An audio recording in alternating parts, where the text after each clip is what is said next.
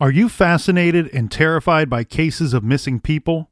Are you also looking for a new true crime comedy podcast to take your mind off of things? If so, we are super excited to tell you about Obsessed with Disappeared, a brand new true crime comedy podcast from the people who make the hilarious True Crime Obsessed podcast. Obsessed with Disappeared is hosted by TCO's Patrick Hines and his best friend of 20 years, Broadway diva Ellen Marsh. Going in order from Season 1, Episode 1, the podcast recaps episodes of everyone's favorite true crime show, ID's Disappeared. Each episode of the podcast is packed with humor, sass, heart, and 2 decades worth of dirt that Patrick and Ellen have on each other. So if you're serious about true crime, and you also love to laugh, you're going to love Obsessed with Disappeared. New episodes drop every Wednesday. You can find it wherever you get your podcast.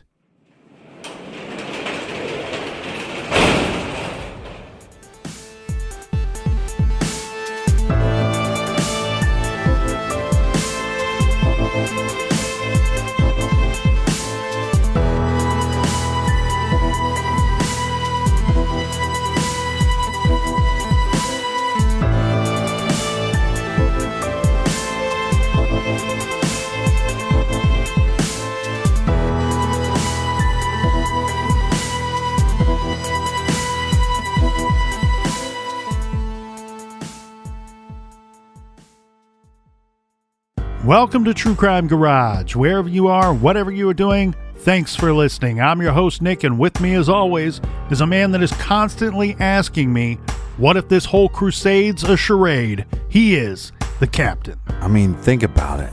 What if the butt fumble was just a glitch in the Matrix? It's good to be seen, and it's good to see you. Thanks for listening. Thanks for telling a friend.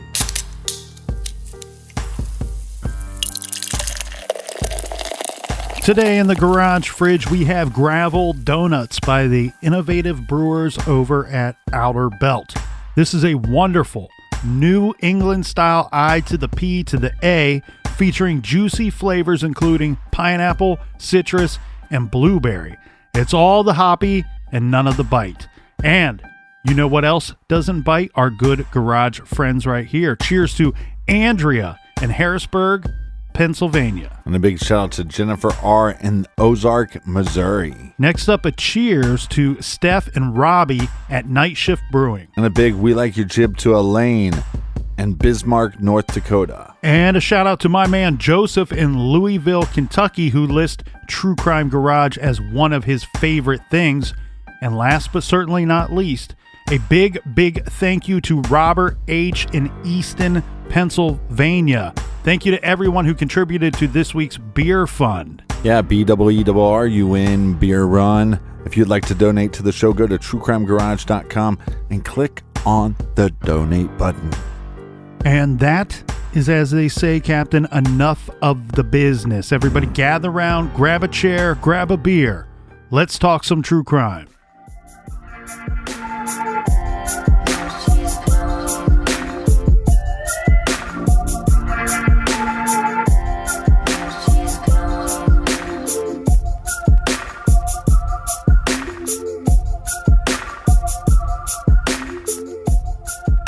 Right at the top of the show, let's get into some more information that the Akron police have stated publicly. Taylor was dating someone at the time she disappeared. Detectives told the Beacon Journal that this young man was cooperative with their investigation. So the young man that she is dating at the time that she vanished, this young man was helpful and cooperative to the detectives and to their investigation. On the flip side of that coin, there was an ex-boyfriend, and this guy was not cooperative. The investigation initially focused on him, and detectives searched his car and used special chemicals to search for bodily fluids, although the report is that they found nothing. Then the ex lawyered up. His attorney said his client spoke to detectives and gave a statement in which he denied any involvement in Taylor's disappearance.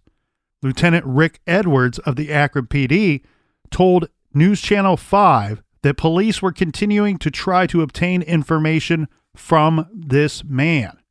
But the Beacon Journal reported in 2014 that the police interviewed or tried to interview 2 men who were close to Taylor. One reportedly struggled while taking a polygraph test, and the other has refused to cooperate. Both men have lawyers, and both men are no longer talking with investigators, and it sounds like maybe one of them wasn't really talking much to begin with. And just like the old Native American proverb says, beware the man that does not speak and the dog that does not bark. Here in this situation, the man that does not speak means one of these guys that refuses to speak with the police. With no news of Taylor, theories abounded. Could she have stepped out of the house with no shoes to make a call and been grabbed? Had someone been watching the house and was aware that she would be there virtually alone that night? Had someone come to the door and grabbed her when she opened it? Did someone come looking for her there? Or did she leave the house on her own volition? There were no answers. And of course, police weren't talking about their investigation. 2 weeks after Taylor went missing, Taylor's cousin, the Reverend Sharon Wilson, said she believed her relative was being held captive by someone somewhere. We don't know if that was just wishful thinking or based on specific information. Crime Stoppers announced a reward for tips as to Taylor's location. Yeah, but what a sad world we live in, that somebody would hope that their loved one was being held captive somewhere and not dead somewhere. Right, and I think that's part of, the news coming out of Cleveland just days after Taylor went missing. Now, Taylor, she missed Mother's Day in May of 2013. She never missed spending this day with her mother in all of her 19 years of age. About a month after Taylor went missing, her ex contacted police and reported that a group of people riding in 3 different cars had threatened him outside of a family member's house. This police report was filed on June 15th and indicated that the persons named by the ex as, quote, threatening him included members of Taylor's family. But the Robinsons and Ruckers never came out publicly. Well, this goes back to my, remember my game show about the killer clowns, where you go around and you rough up these possible suspects, and we get some answers.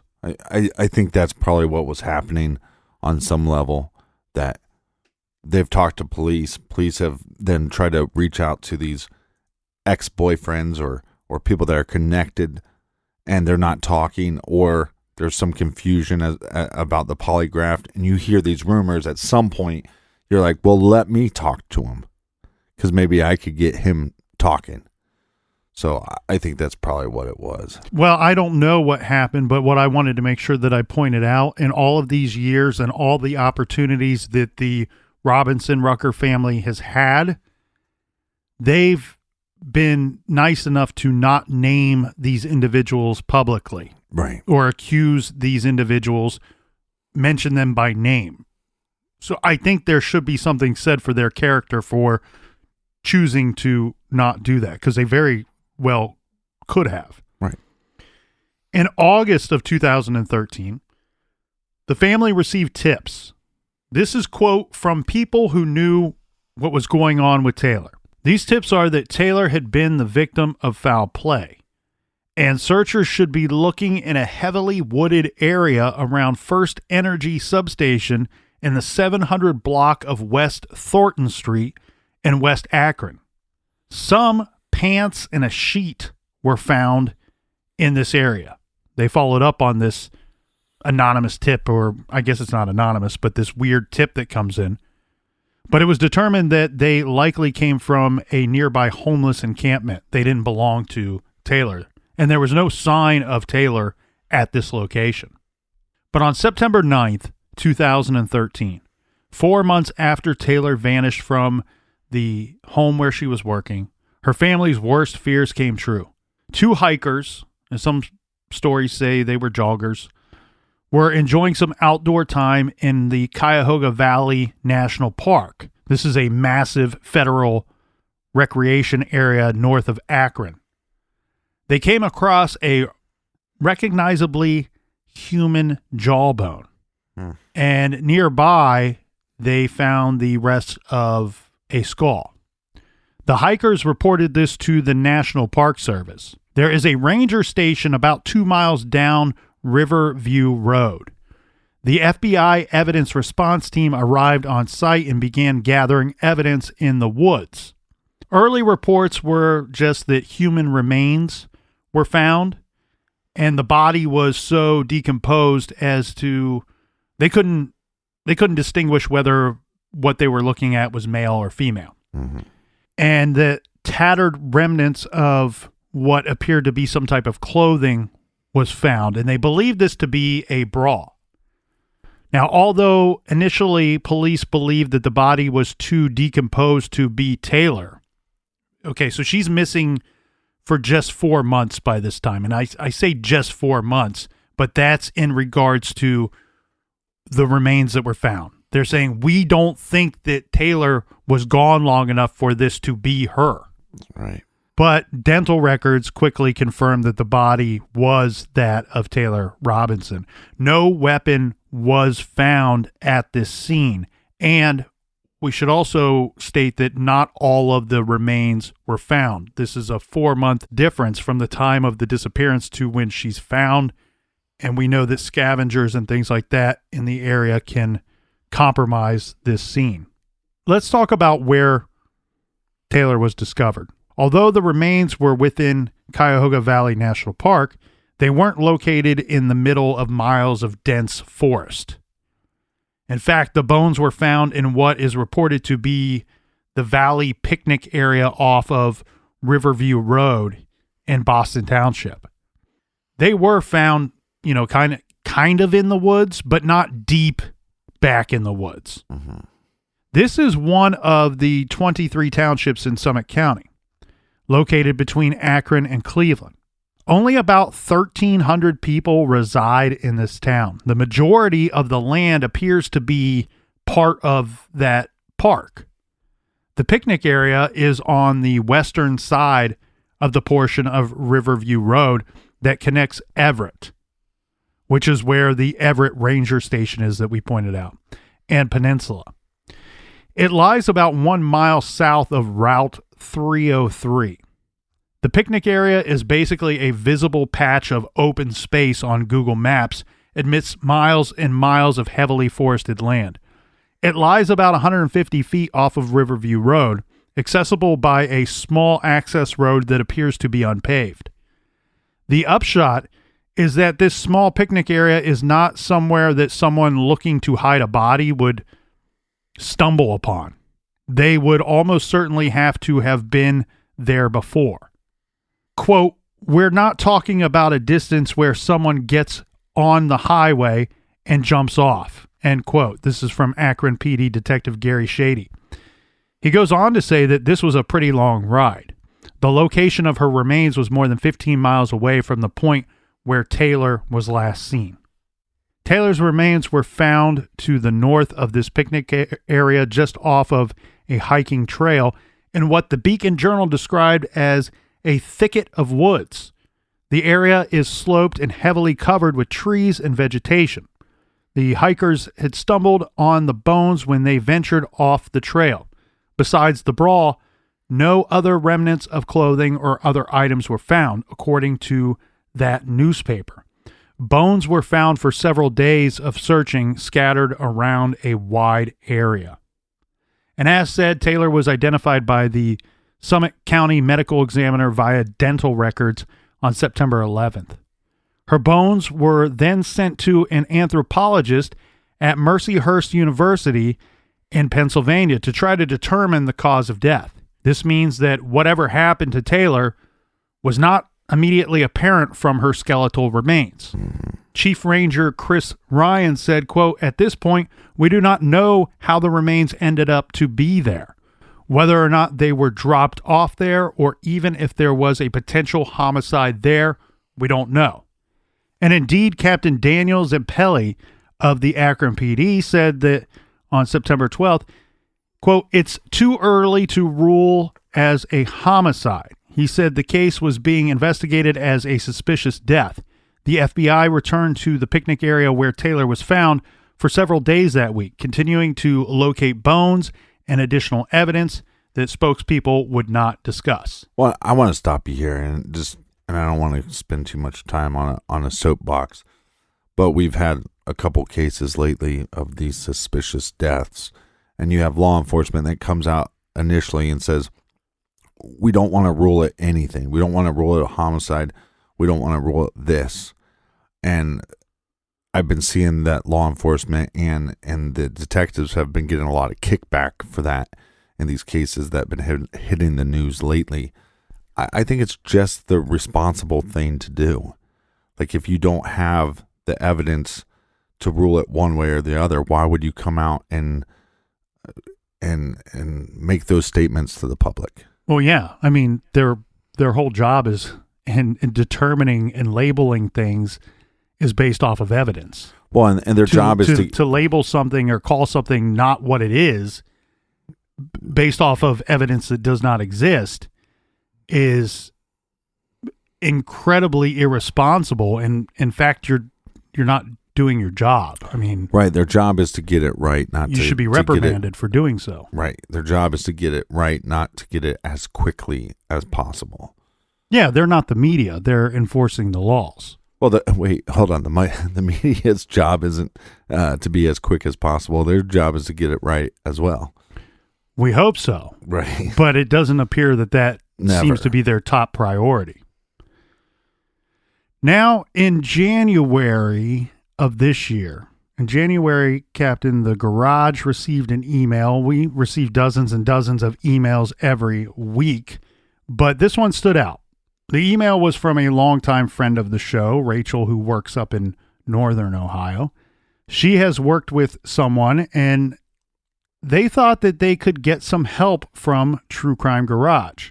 The person seeking help was a guy named Tim. Tim fired off a friendly and informative email introducing himself and his line of work and professional background. Tim has extensive experience as an investigator. Tim asked if we could meet the next time he would be in town in our area in Columbus. Months went by and it came time for our arranged meeting. During the passing time, COVID-19 was spreading across the states and the nation and shutting down businesses. This forced us to call an audible, but we were able to keep the meeting. This was the first business meeting in my lifetime that involved me wearing a mask and gloves and did not involve the usual handshake. Instead, we greeted one another with a weird elbow bump and shared a laugh, as that is the only real normal way to finish off an elbow bump greeting. Tim is a gray-haired man who speaks very matter-of-factly. He's a straight shooter, but chooses his words and polices them carefully. Tim knows from his background, something that gets lost on most of us, that words have real meaning, and words also have real consequences. In his work, it's the same as ours here at the garage, but sometimes on a heightened level. There are victims out there that need to be considered and respected, and there is the integrity of an investigation. And it would be rude to the victims and harmful to the investigations to not choose your words carefully. Tim Demoff is a private investigator, and he is the president of a private security company and former Akron, Ohio police detective. I asked him several questions, and I was impressed with his knowledge and how motivated he is in helping victims. He explained that sometimes he is hired by victims' families searching for answers, and sometimes he is doing pro bono work. Now, Tim has that little thing inside of him that all of the rest of us have. That thing when you see a case in the papers or you hear about it on the news and you just can't shake it, it sticks with you. Tim said sometimes when that happens, he will actively seek out a case that he can't shake. And he and his firm, SACS Consulting, will take on a case. His reason for wanting to meet with True Crime Garage, well, he was looking for new and interesting ways to get some cases back in the spotlight, out to the public. The type of cases that the captain and I gravitate toward. Solvable cases that just need a little push. They need that tiny missing tidbit of information, and someone out there has it. So we discussed several cases, some from down here in Columbus, but most of them in the Cleveland and Akron areas. Tim was passionate about the cases he has worked. Taylor Robinson's case instantly fascinated me. With little information, I started seeing very easily how this case could be solved if we just had that one little piece. We elbow bumped again and parted ways. We agreed we would meet again after I had some time to review the case. Tim told the garage he will talk Taylor's case anywhere, anytime, with anyone. He is that driven and passionate about solving Taylor's case, and more importantly, getting answers for Taylor's family and mother. That meeting took place last week. Armed with questions, and Tim armed with a good-sized case file, we sat down. I first wanted to know how and when Tim became involved in Taylor Robinson's case. He said he saw the case. It was all over the news at the time when Taylor first went missing. And his normal protocol is to sit back, let the authorities and the investigating agency take the case, and if it doesn't seem to go anywhere, then a phone call is made. Fairly early on, really just several days, maybe a week after Taylor went missing, Tim and SACS got involved, taking on the case, charging Taylor's family just $1 to look into Taylor's inexplicable disappearance. He and another PI, this is Tom Fields of Accurate Investigative Services, looked into the case for a month, returning to the house where Taylor had worked the night that she disappeared and interviewing several people about Taylor. Demoff then publicly released a criminal profile of the person he felt was responsible for taking Taylor. He told the media that whoever was involved knew Taylor very well and likely had a personal relationship with her, and the two had a confrontation that night. Demoff believed that this person knew where Taylor was working that evening and was someone she was comfortable enough with, or at least willing to meet this person outside of the house in her bare feet late at night, or let this person into the home. According to Demoff's theory, this was not someone who just stopped by and the two got into some kind of argument, but this was the result of an ongoing issue, something that had been brewing for a while. What happened to Taylor was likely not premeditated, but rather precipitated by a fit of rage after her killer did not receive the response he wanted from her. This person was not believed to have committed murder before, but he may be on the edge of criminal activity, as Tim put it. Taylor was murdered, but it is possible that Taylor's death was an accident as a result of this fit of rage. Now, Demoff told the media that through interviews, he had learned that Taylor had some conflicts going on in her life, including with a former boyfriend. According to the Beacon Journal, quote, there were also communications with someone that were so difficult she broke down crying, but would not confide the source to friends or family. I strongly believe there was a conflict between that person and her that was taking place before she disappeared. I believe that this was a culmination of that conflict, that this person wanted to confront her, Demoff said.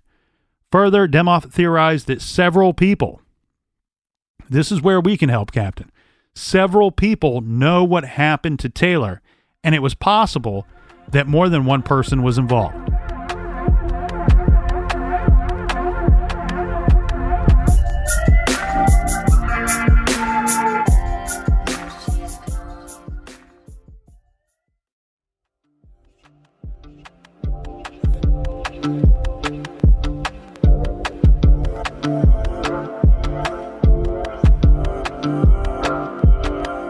All right, we're back. Cheers, mates.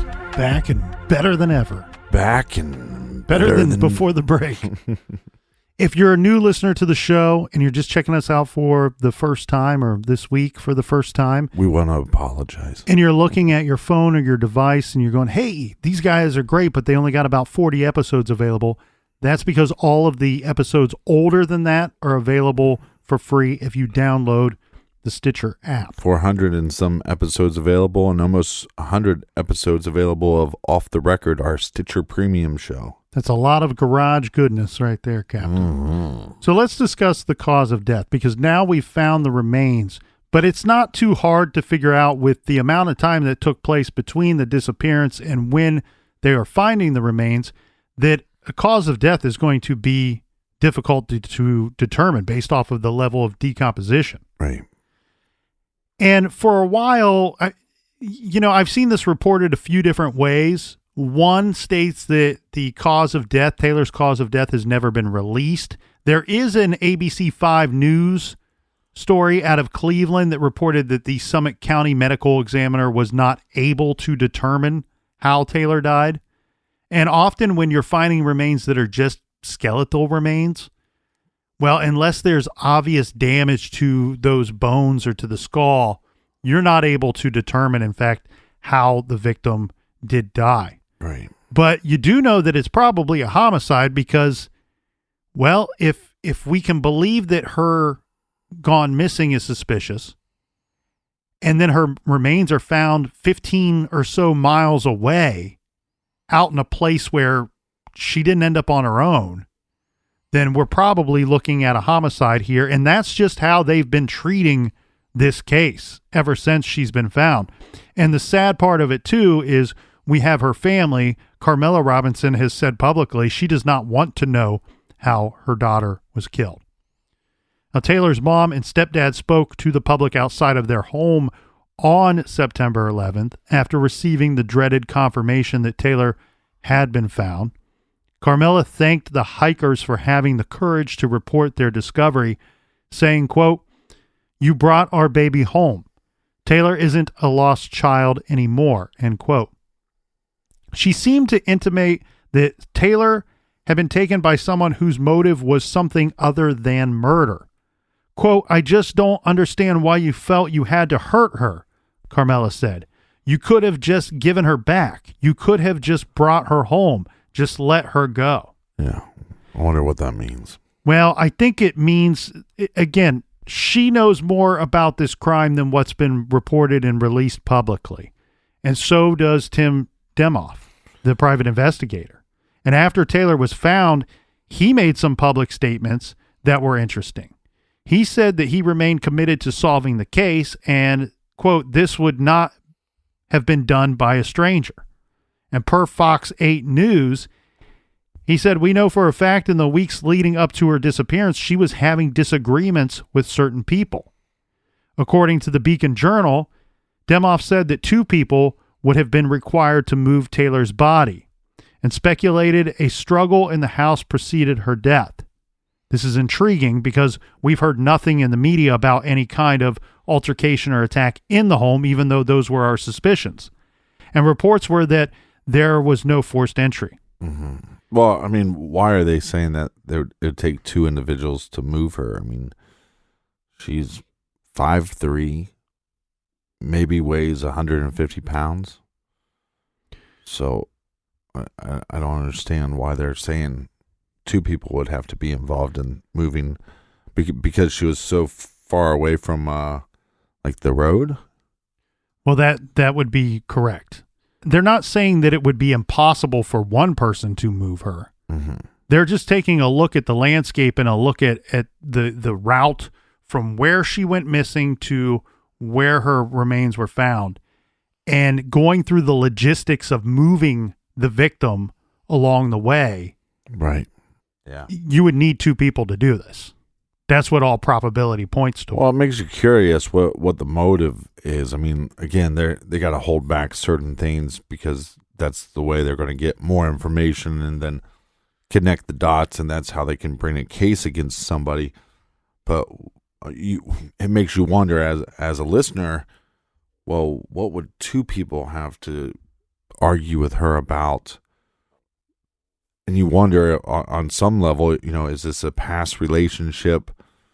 How long has she been with the new boyfriend? Was there separation period?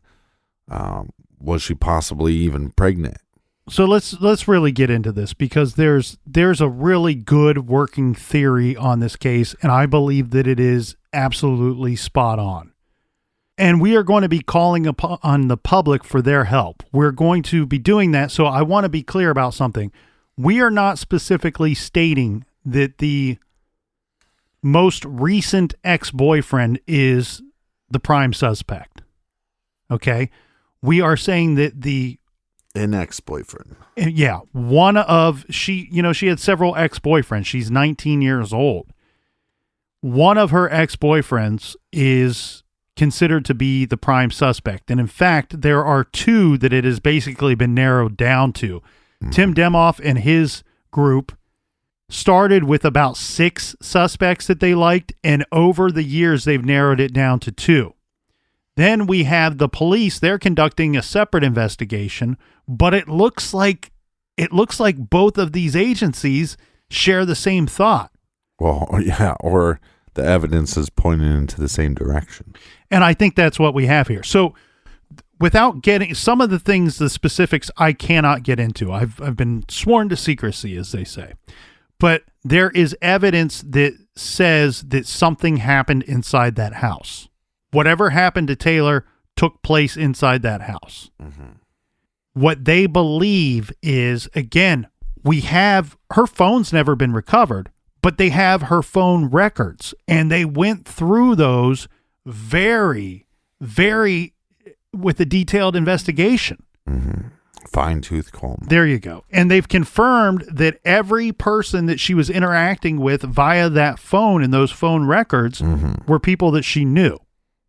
We don't have like some weird random call that night. Right. Every interaction leading up to her disappearance was with people that are known in her circles and that knew Taylor. So the working theory is this. There is no motive for murder. Murder is the motive for hiding the body. Meaning somebody went there with no intention of harming, hurting, or killing Taylor at all. This was a matter that was brewing for a while, and it could not wait any longer. This person felt that they needed to confront or discuss this matter with Taylor in person and right away. Taylor knows this person and very likely knew them for a long time, so accepts the, hey, can I drop by and talk to you? She accepts that invitation. Mm-hmm. This person comes by. What we can't figure out here, Captain, was this person alone or with somebody else? Right. Most seem to believe that either this person was alone or he came with a friend. Well, what I mean by alone is somebody could have been waiting out in the car. Mm-hmm. Or this person was completely alone and then called for help and called in the assistance of somebody else. This person entered the home with Taylor. They discussed whatever the matter was. And I have reason to believe that Tim and his group know what the matter was, but nobody's telling us what the matter is. Right. And I believe police know what it is as well. And so. Well, that really helps us. Okay. What do you mean it really helps us? Well, it'd be nice to know what the matter was. Well, we can't, because it could jeopardize the investigation. Thank you. So the person enters the home willingly, was invited into the home by Taylor. Come on in. Take your shoes off. Whatever they're discussing doesn't go the way of the person that would turn out to be our killer. Mm-hmm. The way that they wanted it to go. And I think one of the most interesting kind of breakdowns of why some murders take place was one that I heard years ago, and I thought it was truly, I mean, it was very simple, but it was also very interesting. The person, this was a son of a murder victim, And they said that, often that murder is just a temper tantrum. Like when you think of a little kid that doesn't get their way and they just freak out, right? They're stomping on the floor, pounding on the walls, screaming and crying their eyes out. Mm-hmm.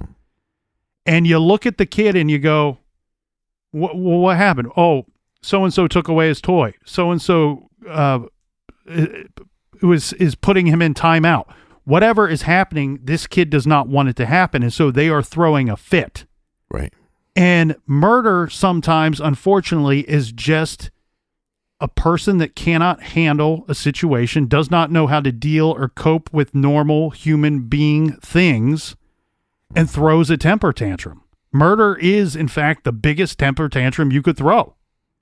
Or suicide. And so here what we have is just that. And that seems to be what Tim believes and what police believe, as well as Taylor's family. You heard the words of her mother saying, we don't think that you intended to kill her, that there was no motive for murder. Why didn't you just give her back? Why did you have to hurt her? So whatever happened, whatever disagreement or whatever was going on between our victim and the killer didn't go the killer's way. The killer reacts the only way he knows how to, and that is to violently attack this woman and then kill her. Now, yeah, but hold on. It makes it seem like there's some kind of attack, and that she was still alive, and then that this suspect would have taken her with him, and possibly she wasn't dead at the time. Am I nuts for saying that's what it seems like coming from the family? Coming from the family. Well, why why couldn't you just give her back? You could have just gave her back. That's what I'm saying. So that does that imply that they believe that he took her? No, I believe that I think that that's just a grieving mother speaking, talking with her heart and questioning everything. This is truly a senseless act.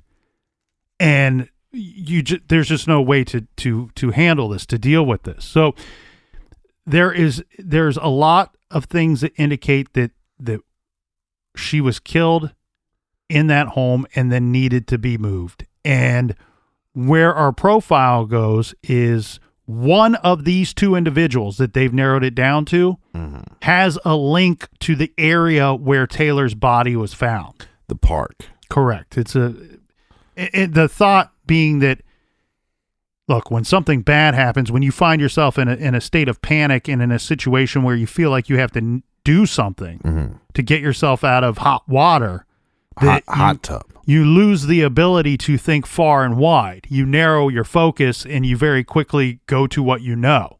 Go to a place of comfort. And that's what it is believed happened here. Now, so that we got this big national park, but they believe that this individual is connected to that park. One of the two people that they've narrowed it down to, they don't believe that he's connected to the national park. They know. They know by witness statements that this man frequented the park on occasion. Okay? So one thing where my mind goes then a step further with this, Captain, is I wonder, like, if you have people telling investigators this individual goes to this location and may just go there to clear his mind or to relax or escape the real world here. My mind goes to, is he also kind of returning to the dump site to see if they've found her yet or if things are as he left it? I bet he would have. So that's one thing I think of. But the interesting thing here that we need to focus on, and where we're going to ask the public for help, is that investigators firmly believe that there are people in the community that know who did this. Yeah, this sounds to me, coming from, again, Tim and the family, and then probably law enforcement as well, you go, there's too much little details that they know that they probably shouldn't know. That means that there's rumors swirling around the community. Right. And we also have the belief that at least one person helped to conceal the body, to move her and conceal the body. So there's at least one person that knows. Yeah, and look, you thought you're trying to help your friend, but this is not how you help your friend. This makes you a criminal.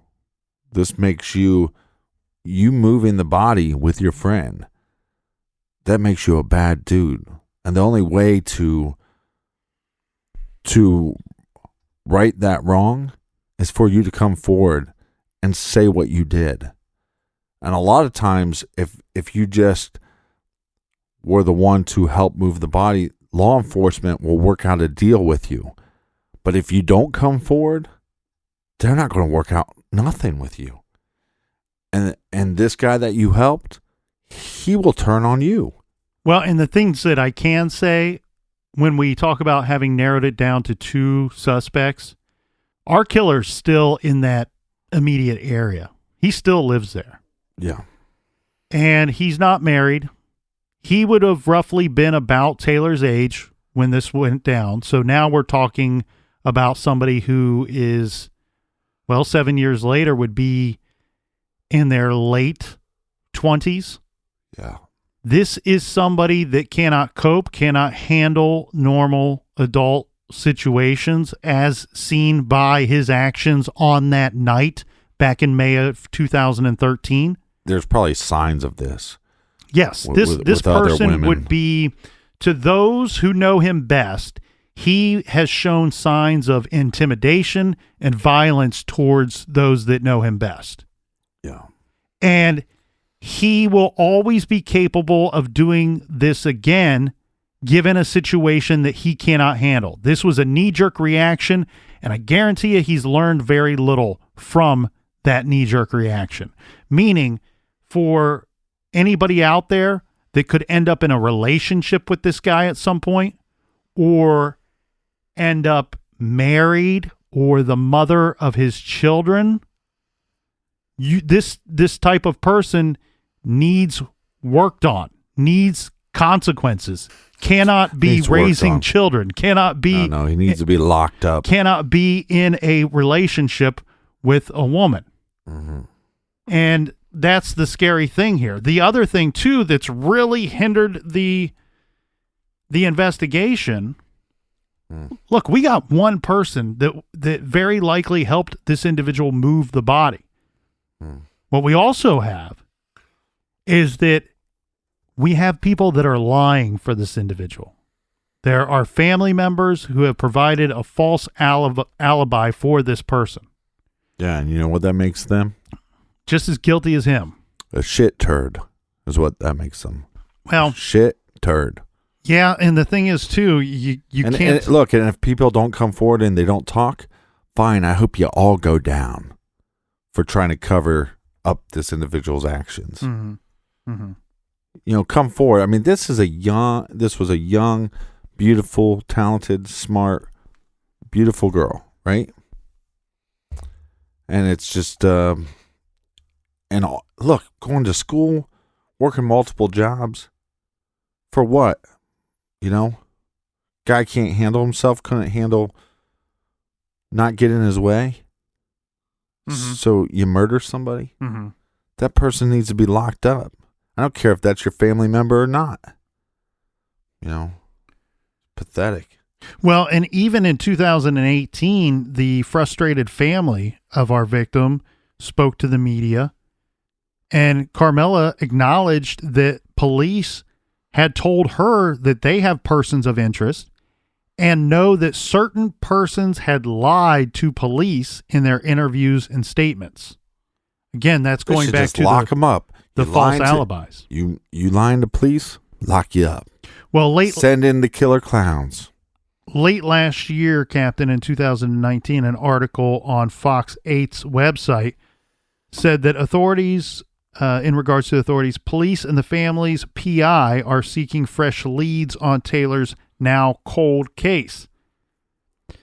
Summit County Crime Stoppers also announced a partnership with a group called Silent Angels. That's also a group that Tim is very much involved with, to provide a $7,000 reward for information leading to the arrest and conviction of the person or persons who are responsible for what happened to Taylor. And I want to take that a step forward because that's late of last year. And here we find ourselves in the middle of 2020, and 2020 is, well, it's been a really sucky year.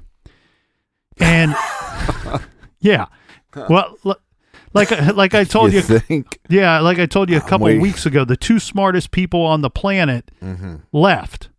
And the thing here is we had all this time where everything just went dormant, where everything just kind of stopped. And I'm so thankful that Tim reached out to you and I to the garage and wanted to bring Taylor's case back into the spotlight because he was busy doing this in January.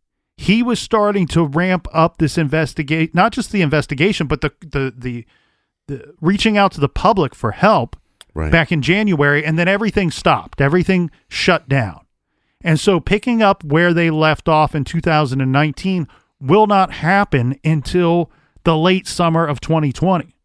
But if you're the person that did this, the water's going to get real hot for you real quick because in the hot tub.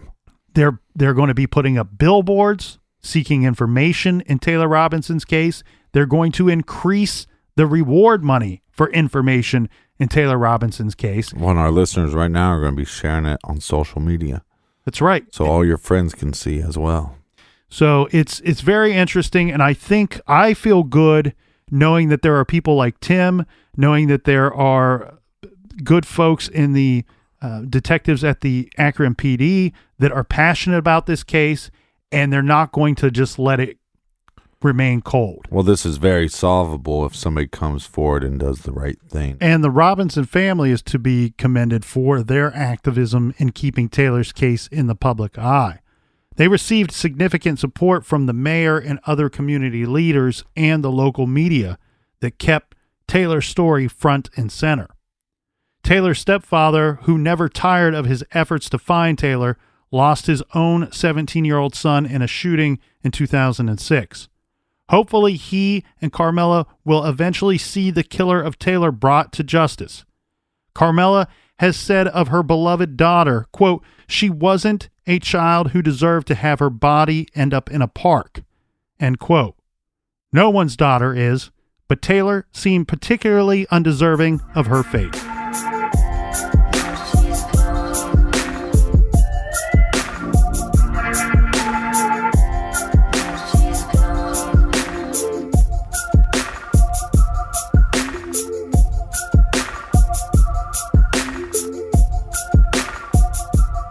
All right, Colonel, do we have any recommended reading for this week? Captain, we do. It's time to recommend a novel because unless you're as crazy as I am, then too much true crime is not the escape you are maybe needing right now. Well, here's a good one. I just started reading this one and I'm locked in. It's a novel by Kaylee White titled The Monsters We Make. It just came out last week. It's a fictional story based off of the 1980s Des Moines Register paperboy kidnappings. That's The Monsters We Make. Find that title and many more on our recommended page at truecrimegarage.com. All right, so this loosely based maybe ties in some of the Johnny Gosh stuff. Mm-hmm. There you go. Very interesting. Everybody, tough times, hang in there, be good, be kind, and don't litter.